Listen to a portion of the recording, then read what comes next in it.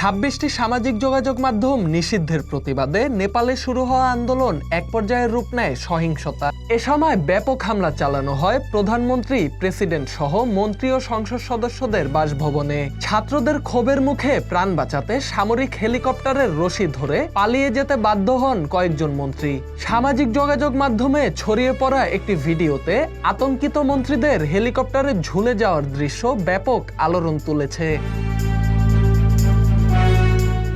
বিক্ষোভের চাপে শেষ পর্যন্ত পদত্যাগ করতে বাধ্য হন নেপালের প্রধানমন্ত্রী কেপি শর্মা ওলি। তবে এরপরও সহিংসতা না থামায় মঙ্গলবার দেশটির আইনশৃঙ্খলা পরিস্থিতি নিয়ন্ত্রণে নেয় সেনাবাহিনী। বুধবার সকাল থেকে সেনা সদস্যরা রাজধানীর রাস্তায় টহল শুরু করে। তাদের কড়া নজরদারির মধ্যেই ক্ষতিগ্রস্ত ভবন ও সড়ক পরিষ্কারের কাজে নেমে পড়ে স্বেচ্ছাসেবীরা। Dhaka express news desk.